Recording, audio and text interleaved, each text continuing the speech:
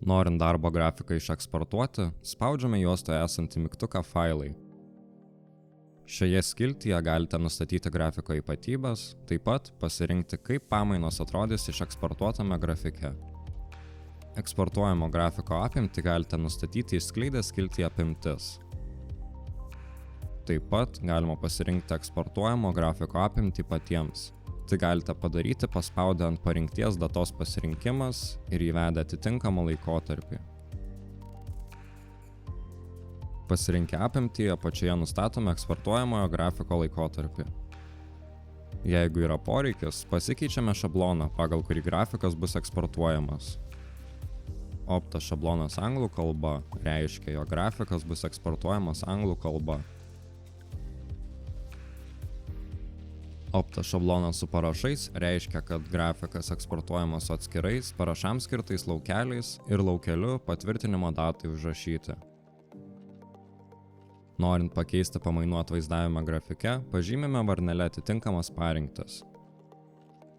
Parinktis darbo valandos reiškia, jog bus atvaizduojami pamainos pradžios ir pabaigos laikai. Parinktis suskaidyti dienomis, naktinės pamainas suskaido pagal dienas, kuriuose pamaina vyksta. Pavyzdžiui, jeigu darbuotojas dirba nuo 20 val. Vakaro iki 8 val. Ryto, šis parametras išskirs darbą nuo 20 val. Vakaro iki 12 vienai dienai, o likusią pamainos dalį atvaizduos kitoje dienoje. Pertraukos reiškia, kad eksportuotame grafike bus atvaizduojamos pamainoje suplanuotos pertraukos.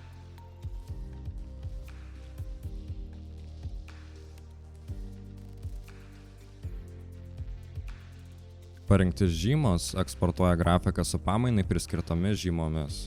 Pavyzdžiui, diena, naktis.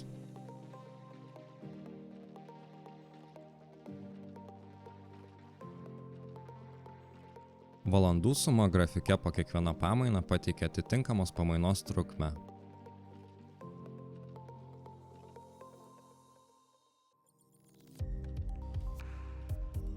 Parinktis nuspalvintos nuspalvina pamainos langelius pagal pamainai priskirtą spalvą.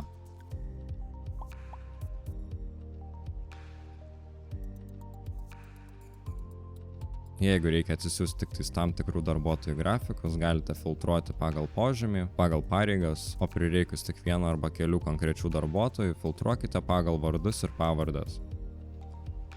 Pavyzdžiui, jeigu jums reikia darbuotojų, kurie turi požymį konsultantas, nustatykite filtrą ir skiltyje failai išeksportuokite grafiką.